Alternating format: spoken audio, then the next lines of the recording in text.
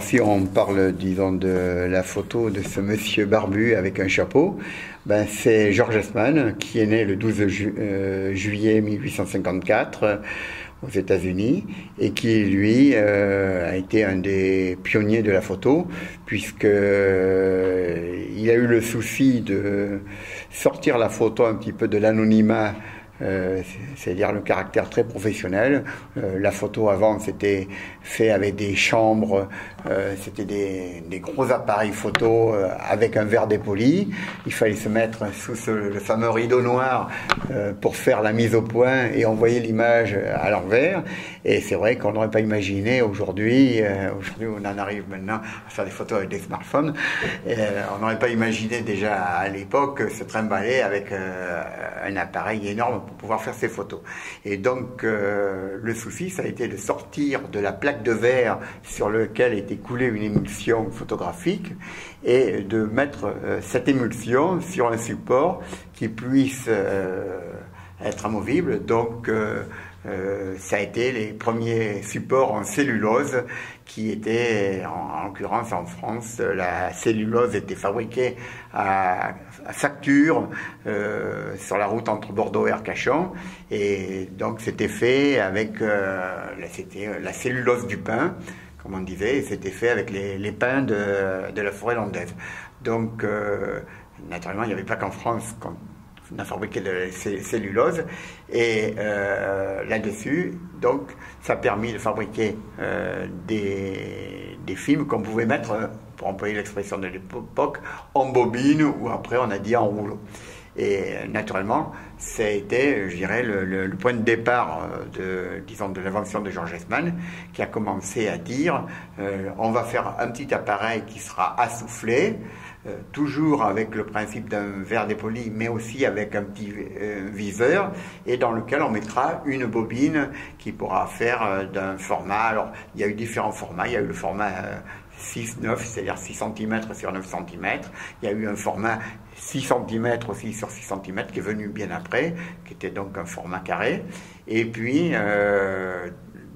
disons, dans les appareils, donc les premiers appareils, c'était les appareils Kodak, qui permettaient donc de mettre cette pellicule à l'intérieur et de pouvoir l'amener en voyage ou faire des photos dans les fêtes familiales. Et puis, naturellement, il y a eu une évolution, puisqu'après, la qualité des films, l'émulsion a été beaucoup plus fine, donc possibilité de réduire la taille du négatif de la pellicule, et puis là-dessus, ça a permis à créer des nouveaux formats, où on en est venu au format 135, c'est-à-dire 24-36, 24 mm sur 36 mm, et qui a servi à la fois à faire les diapositives, et qui a servi aussi à pouvoir faire les pellicules noir et blanc et puis couleur pour les tirages photos sur papier.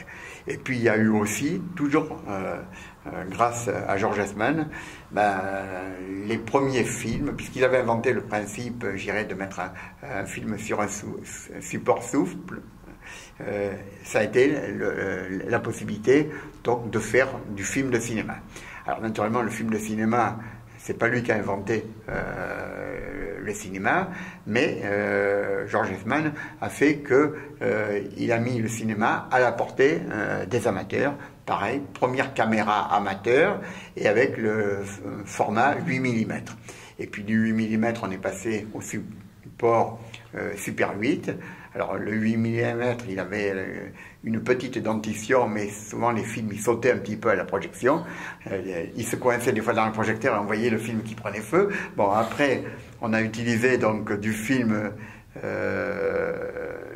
qui était ininflammable, et donc là-dessus, possibilité donc d'une plus grande utilisation. Il y a eu le professionnel aussi avec les salles de cinéma qui a utilisé le film. Alors le film qui était vendu par Kodak, c'était l'Eastman Kodak. On a entendu. Et donc à Sevran, quand on parle du rond-point, c'est le rond-point l'Eastman Kodak. La société, le groupe au niveau mondial s'appelle l'Eastman Kodak Company. Et donc quand on va sur le rond-point où était située l'entrée de l'usine, eh ben, c'est le rond-point Georges Haussmann. Peut-être qu'on peut enchaîner avec la photo, je pense que ça pourrait bien de parler. La photo de votre